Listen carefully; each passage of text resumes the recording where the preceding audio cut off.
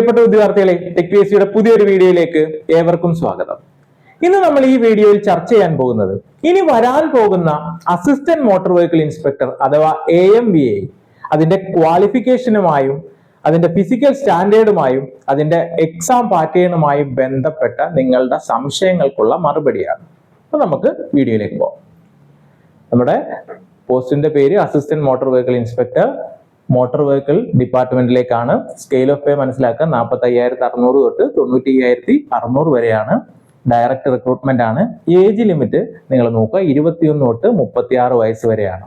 അപ്പൊ നോട്ടിഫിക്കേഷൻ വിളിക്കുന്ന ഇയർ ജനുവരി കണക്കാക്കിയാണ് പ്രായം നമ്മൾ കൗണ്ട് ചെയ്യുന്നത്. അപ്പൊ നമ്മൾ ആ ജനുവരി, ഏത് വർഷമാണ് നോട്ടിഫിക്കേഷൻ വിളിക്കുന്നത്, ആ ജനുവരി കണക്കാക്കി പ്രായം നമ്മൾ എടുക്കുമ്പോൾ എന്താണ്, 21 വയസ്സ് തികഞ്ഞിരിക്കണം. ദെൻ 36 വയസ്സ് കഴിയാനും പാടില്ല. അത് കൃത്യമായിട്ട് മനസ്സിലാക്കുക.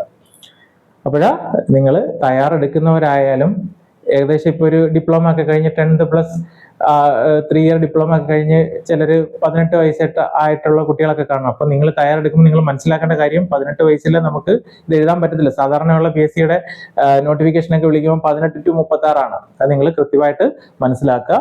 21 വയസ്സ് തികഞ്ഞിരിക്കണം. അത് കൃത്യമായിട്ട് മനസ്സിലാക്കുക. ദെൻ വേക്കൻസി ആന്റിസിപ്പേറ്റഡ് ആണ്. ക്വാളിഫിക്കേഷന്റെ കാര്യം നിങ്ങൾ കൃത്യമായിട്ട് മനസ്സിലാക്കണം. 10th ഉണ്ടായിരിക്കണം. അതിനോടൊപ്പം തന്നെ 3 ഇയർ ഡിപ്ലോമയും, പിന്നെ നമുക്ക് ലൈസൻസ്, എന്തിന്റെയൊക്കെ ലൈസൻസാണ് വേണ്ടത്, മോട്ടോർ സൈക്കിളിന്റെ ലൈസൻസ് വേണം. ദെൻ ഹെവി ഗുഡ്സ് വെഹിക്കിളിന്റെ ലൈസൻസ് വേണം. ഹെവി പാസഞ്ചർ വെഹിക്കിളിന്റെ ലൈസൻസ് വേണം. അപ്പൊ ഇത്രയും ഉള്ളവർക്കേ എന്ത് ചെയ്യാൻ പറ്റത്തുള്ളൂ, ഇതിന് അപ്ലൈ ചെയ്യാൻ പറ്റത്തുള്ളൂ. എന്തൊക്കെയാണ്, 10th ഉണ്ടായിരിക്കണം. അതോടൊപ്പം തന്നെ 3 year diploma in mechanical or automobile. Then എന്തൊക്കെ വേണം, ലൈസൻസ് എന്തൊക്കെ വേണം, മോട്ടോർ സൈക്കിൾ വേണം. പിന്നെന്ത് വേണം, heavy goods vehicle, heavy passenger vehicle. അപ്പൊ നിങ്ങൾക്ക് വരാവുന്ന ഒരു സംശയമാണ്, നിങ്ങൾ 2 ഇയർ ഡിപ്ലോമയാണ്, നിങ്ങൾ +2 കഴിഞ്ഞിട്ട് 2 ഇയർ ഡിപ്ലോമയാണ്, നിങ്ങൾക്ക് മെക്കാനിക്കലിലും ഓട്ടോമൊബൈലിലും ഒക്കെ ഡിപ്ലോമ ഉണ്ട്, നിങ്ങൾക്ക് അയക്കാൻ പറ്റുമോ? അതിന്റെ ഉത്തരം അയക്കാൻ പറ്റുമെന്ന് തന്നെയാണ്. കാര്യം ഇവർ പറയുന്നത് എന്താണ്, 3 year diploma or it's equivalent എന്ന് പറയുന്നുണ്ട്. അപ്പൊ അവിടെ നമുക്ക് 10th പഠിച്ചവർക്കാണ് ഇവിടെ 3 ഇയർ ഡിപ്ലോമ അല്ലെ. +2 സയൻസ് ഒക്കെ പഠിച്ചവർക്ക് ലാറ്ററൽ എൻട്രി വഴി അവർക്ക് സെക്കൻഡ് ഇയറിൽ കയറാം. അപ്പൊ അവർക്ക് 2 വർഷം ഡിപ്ലോമ ചെയ്താൽ മതി. അപ്പൊ 2 year diploma in mechanical or automobile or its ഈക്വലന്റും എലിജിബിൾ ആണ്. ഇനി വന്നിട്ടുള്ള ഡൗട്ട് എന്ന് വെച്ചാൽ, ഡിപ്ലോമ ടൂൾ ആൻഡ് ഡൈ ആണ്, അല്ലെങ്കിൽ ഡിപ്ലോമ പ്രൊഡക്ഷൻ ആണ്, അല്ലെങ്കിൽ പ്ലാന്റ് എഞ്ചിനീയറിംഗ് ആണ്, അല്ലെങ്കിൽ മെക്കാനിക്കലുമായിട്ട് ബന്ധപ്പെട്ട ഏതെങ്കിലുമൊക്കെ ഡിപ്ലോമയാണ്. അപ്പൊ അവർക്ക് അപ്ലൈ ചെയ്യാൻ പറ്റുമോ? അതിന്റെ ഉത്തരം, അതിന് മെക്കാനിക്കൽ എഞ്ചിനീയറിംഗിന് ഈക്വലൻസി കിട്ടുന്നുണ്ടെങ്കിൽ നിങ്ങൾക്ക് അപ്ലൈ ചെയ്യാം.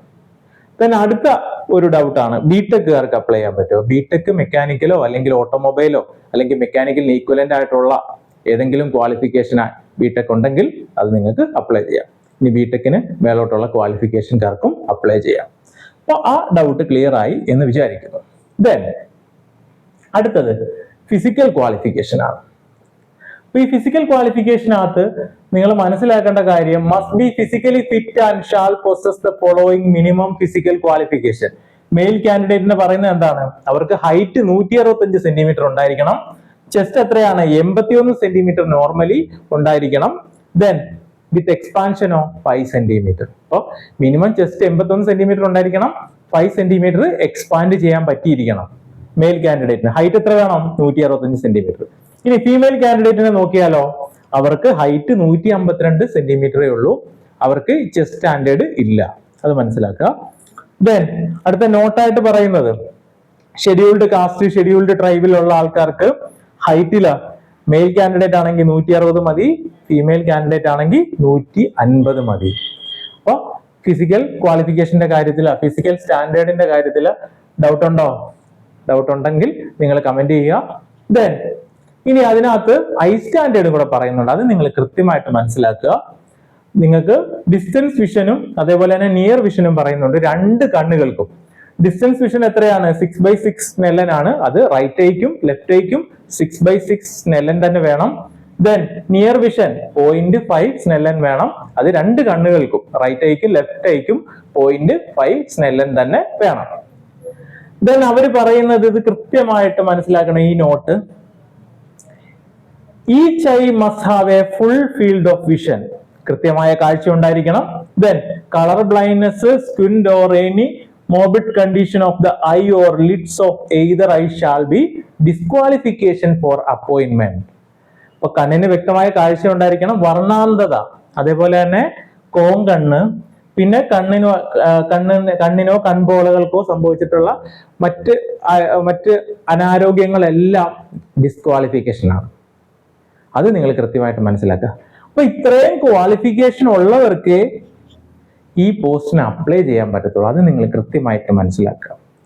അപ്പൊ ഞാൻ പറഞ്ഞു ക്വാളിഫിക്കേഷന്റെ കാര്യത്തിൽ അത് നിങ്ങൾ മനസ്സിലാക്കുക. എന്തൊക്കെ വേണം? 10th വേണം, ഡിപ്ലോമ മെക്കാനിക്കൽ ഓർ ഓട്ടോമൊബൈൽ വേണം, ദെൻ എന്തൊക്കെ വേണം? നമുക്ക് 2 വീലറിന്റെ ലൈസൻസ് വേണം, then heavy goods vehicle, heavy passenger vehicle. പിന്നെ നിങ്ങളുടെ ഫിസിക്കൽ ക്വാളിഫിക്കേഷൻ പറഞ്ഞായിരുന്നു അല്ലെ? മെയിൽ കാൻഡിഡേറ്റിന് ഹൈറ്റ് 165 സെന്റിമീറ്റർ അല്ലെ? മിനിമം ചെസ്റ്റ് എത്ര വേണം? 85 സെന്റിമീറ്റർ വേണം, എക്സ്പാൻഷൻ വേണം അല്ലെ? ഫീമെയിൽ കാൻഡിഡേറ്റ് ആണെങ്കിലോ 152 സെന്റിമീറ്റർ. പിന്നെ SC/ST കാൻഡിഡേറ്റ്സിന് അവരുടേതായിട്ടുള്ള റിലാക്സേഷൻ കൊടുത്തിട്ടുണ്ട് അല്ലെ? ഹൈറ്റിന്റെ കാര്യത്തിൽ അത് നമ്മൾ കൃത്യമായിട്ട് മനസ്സിലാക്കാം. പിന്നെ നമ്മൾ ഏതൊരു പരീക്ഷയ്ക്ക് തയ്യാറെടുക്കുമ്പോഴും നമ്മൾ അറിഞ്ഞിരിക്കേണ്ട കാര്യം പ്രീവിയസ് അഡ്വൈസ് ഡീറ്റെയിൽസ് ആണ്.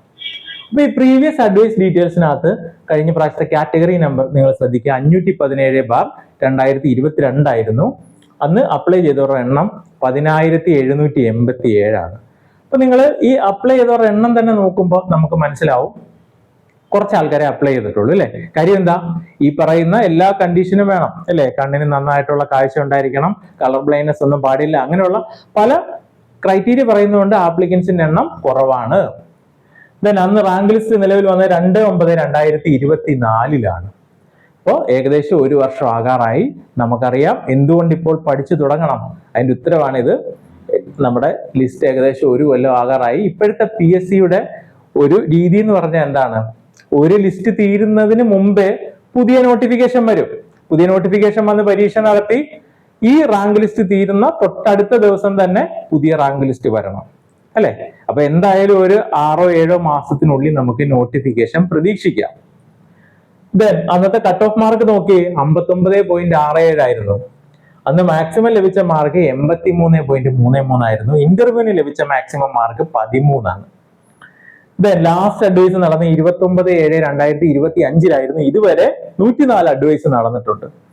ദെൻ ഇപ്പോഴത്തെ റാങ്ക് ലിസ്റ്റിന്റെ സ്റ്റാറ്റസ്, റാങ്ക് ലിസ്റ്റ് ആക്റ്റീവ് ആണ്. എന്ന് തീരും? 1/9/2027 റാങ്ക് ലിസ്റ്റ് എക്സ്പയർ ആകുന്നത്. അപ്പൊ എന്തായാലും ഒരു 6-7 മാസത്തിനുള്ളിൽ നോട്ടിഫിക്കേഷൻ പ്രതീക്ഷിക്കാം. അപ്പൊ നിങ്ങൾ ഇപ്പൊ തന്നെ തയ്യാറെടുത്ത് തുടങ്ങാം. ദെൻ എക്സാമിന്റെ സ്റ്റേജസ് പലർക്കും ഡൗട്ട് ഉണ്ടായിരുന്നു. എക്സാമിന് നമുക്കറിയാം ആദ്യം ഒരു OMR പരീക്ഷയാണ്. പലരും വിളിച്ചു ചോദിച്ചു ഒറ്റ പരീക്ഷയാണോ, പ്രിലിംസും മെയിൻസും ഒക്കെ ഉണ്ടോ എന്ന്. നോർമലി ഒരു OMR പരീക്ഷയാണ്, 100 മാർക്കിന്റെ ഒരു OMR പരീക്ഷയാണ്. അതോടൊപ്പം തന്നെ ഈ പറഞ്ഞ ഫിസിക്കൽ സ്റ്റാൻഡേർഡ്സ് ഒക്കെ നമ്മൾ മെഷർ ചെയ്യാനായിട്ട് ഒരു ഫിസിക്കൽ മെഷർമെന്റ് ഉണ്ട്. ആ ഫിസിക്കൽ മെഷർമെന്റിനോടൊപ്പം തന്നെ നമുക്ക് സർട്ടിഫിക്കറ്റ് വെരിഫിക്കേഷൻ ഉണ്ട്. അപ്പൊ ഇനി ഇതിനകത്ത് നിങ്ങൾ മനസ്സിലാക്കേണ്ട കാര്യം, ഈ ഐ സ്റ്റാൻഡേർഡ്സ് അത് നമ്മൾ തന്നെ മെഡിക്കൽ സർട്ടിഫിക്കറ്റ് ഹാജരാക്കുവാണ്. ഒപ്താൽമോളജിയിലുള്ള ഡിപ്പാർട്ട്മെന്റിലുള്ള അസിസ്റ്റന്റ് സർജനെ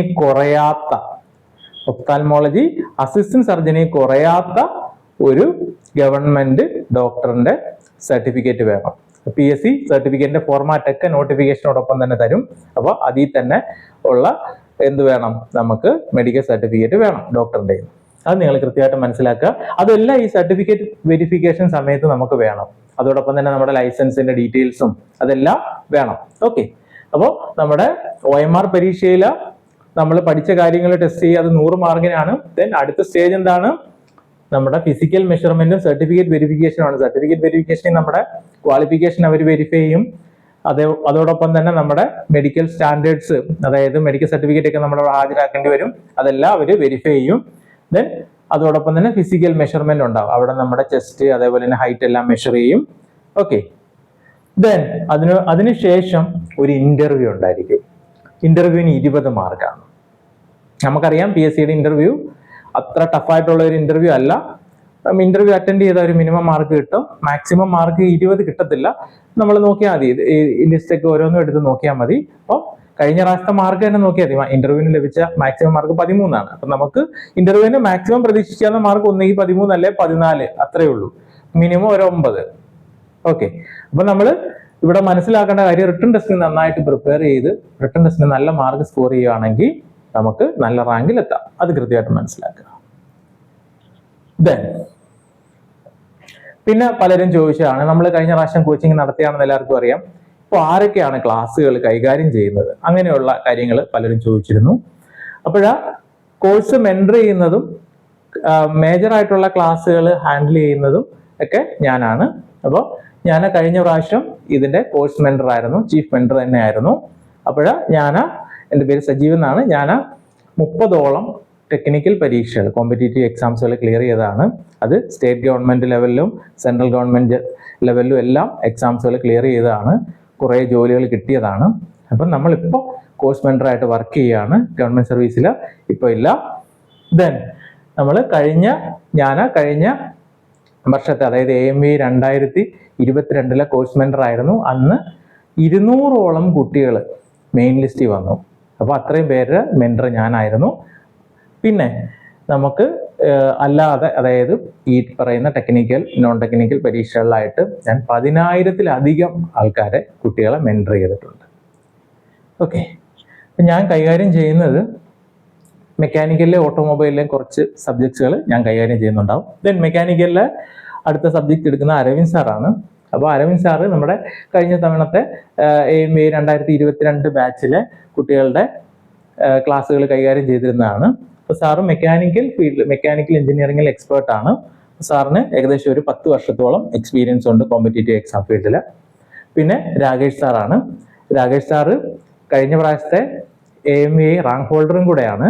പുള്ളിക്കാരനും മെക്കാനിക്കൽ അതുപോലെ തന്നെ ഓട്ടോമൊബൈൽ സബ്ജക്ട്സുകൾ കൈകാര്യം ചെയ്യും. Doctor Vipin Goan sir. അപ്പോൾ സാറും മെക്കാനിക്കലിലെ ഫാക്കൽറ്റിയാണ്. അപ്പോൾ സാറും മെക്കാനിക്കലിലെ കുറച്ച് സബ്ജക്ട്സുകൾ ഹാൻഡിൽ ചെയ്യും. ഓട്ടോമൊബൈലിലെ മേജർ ടോപ്പിക്സുകൾ ഹാൻഡിൽ ചെയ്യുന്നത് നിയാസ് സാറാണ്. അപ്പോൾ നിയാസ് കഴിഞ്ഞ പ്രാവശ്യത്തെ AME ടോപ്പറാണ്. കഴിഞ്ഞ പ്രാവശ്യം നമുക്ക് കുറച്ച് സബ്ജക്ട്സുകൾ എടുത്തിരുന്നതാണ്. അപ്പോൾ നിയാസ് ഓട്ടോമൊബൈലിലെ എക്സ്പേർട്ടാണ്. നമ്മുടെ കഴിഞ്ഞ പ്രാവശ്യത്തെ നമ്മുടെ റാങ്കാണ്, കഴിഞ്ഞ പ്രാവശ്യത്തെ റാങ്ക് ഹോൾഡേഴ്സ് ആണ്. കഴിഞ്ഞ പ്രാവശ്യം 200 മെയിൻ ലിസ്റ്റ് 200 പേരിലധികം നമ്മുടെ കുട്ടികൾ തന്നെയായിരുന്നു. അതായത് മെയിൻ ലിസ്റ്റിന്റെ 1/3 പോർഷൻ നമ്മുടെ കുട്ടികൾ തന്നെയായിരുന്നു. ഇപ്രാവശ്യം നമ്മൾ പ്രൊവൈഡ് ചെയ്യുന്നതെന്ന് വെച്ചാൽ ഫുൾ സിലബസ് ബേസ് ചെയ്തിട്ട് recorded plus live class provide ചെയ്യും. ഫുൾ നോട്ട്സ് തരും. നമ്മൾ പഠിപ്പിക്കുന്ന നോട്ട്സ് മാത്രം നോക്കുക. ടോപ്പിക് വൈസ് പരീക്ഷകൾ ഉണ്ടാവും. ഫുൾ സിലബസ് ബേസ് ചെയ്തിട്ടുള്ള പരീക്ഷകൾ ഉണ്ടാവും. പരീക്ഷ വരെയും നമ്മൾ ക്ലാസ് തരും. ഡൗട്ട് ക്ലിയറൻസും മെന്റർഷിപ്പും എല്ലാം ഉണ്ടാവും. ക്ലാസ്സുകൾ കൈകാര്യം ചെയ്യുന്ന കേരളത്തിലെ ഏറ്റവും ബെസ്റ്റ് അധ്യാപകർ തന്നെയായിരിക്കും. മെക്കാനിക്കൽ എഞ്ചിനീയറിംഗ് അതേപോലെ തന്നെ ഓട്ടോമൊബൈലിൽ കിട്ടാവുന്ന കേരളത്തിലെ ഏറ്റവും ബെസ്റ്റ് അധ്യാപകരായിരിക്കും ക്ലാസ്സുകൾ നയിക്കുന്നത്. അപ്പോഴാ നമ്മൾ പരീക്ഷ ക്രാക്ക് ചെയ്താൽ ഇന്റർവ്യൂ ഗൈഡൻസ് ഫ്രീ ആണ്. അപ്പോൾ നമ്മൾ കോഴ്സുകൾ നിങ്ങൾക്ക് ആവശ്യമുണ്ട് എങ്കിൽ നിങ്ങളുടെ പ്രിപ്പറേഷനെ ഒന്ന് ബൂസ്റ്റ് ചെയ്യണം, നിങ്ങളുടെ തയ്യാറെടുപ്പ് നേരത്തെ ആക്കണം. അങ്ങനെയുള്ള ആൾക്കാർക്ക് എത്രയും പെട്ടെന്ന് നമ്മുടെ കോഴ്സിലേക്ക് ജോയിൻ ചെയ്യാം. അഡ്മിഷൻ ഓപ്പൺ ആണ്. അപ്പോൾ ഈ എക്സാമിന് പ്രിപ്പയർ ചെയ്യുന്ന ഉദ്യോഗാർത്ഥികളോട് എനിക്ക് പറയാനുള്ളത്, നമ്മൾ നോട്ടിഫിക്കേഷൻ വന്നിട്ട് പഠിച്ചു തുടങ്ങാതെ നോട്ടിഫിക്കേഷൻ വരും മുമ്പേ തന്നെ നിങ്ങളുടെ തയ്യാറെടുപ്പ് ശക്തമാക്കുക. ഇതൊരു വലിയ ലക്ഷ്യമാണ്. അപ്പോൾ വലിയ ലക്ഷ്യത്തിന് നമ്മൾ കൂടുതൽ പ്രിപ്പറേഷൻ ആവശ്യമുണ്ട്. അപ്പോൾ നിങ്ങളുടെ പ്രിപ്പറേഷൻ എത്രയും പെട്ടെന്ന് തുടങ്ങുക, പറ്റുമെങ്കിൽ ഇന്ന് തന്നെ തുടങ്ങുക. അപ്പോൾ നമ്മൾ നാളത്തേക്ക് മാറ്റി വെക്കരുത്. നമ്മുടെ ഒരു കാര്യവും വലിയ ലക്ഷ്യമാണ്. വലിയ ലക്ഷ്യത്തിന് നല്ല തയ്യാറെടുപ്പ് വേണം. ആ തയ്യാറെടുപ്പ് നിങ്ങൾക്ക് സ്വന്തമായിട്ട് തയ്യാറെടുക്കാൻ പറ്റുന്നെങ്കിൽ അങ്ങനെ, അല്ല എങ്കിൽ നിങ്ങൾക്ക് ഏറ്റവും ബെസ്റ്റ് ആയിട്ടുള്ള ഒരു കോച്ചിങ് വേണം, ഒരു ഗൈഡൻസ് വേണം. അങ്ങനെയാണെങ്കിൽ നിങ്ങൾക്ക് ചൂസ് ചെയ്യാവുന്ന ഏറ്റവും ബെസ്റ്റ് ഓപ്ഷനാണ് TechPSC.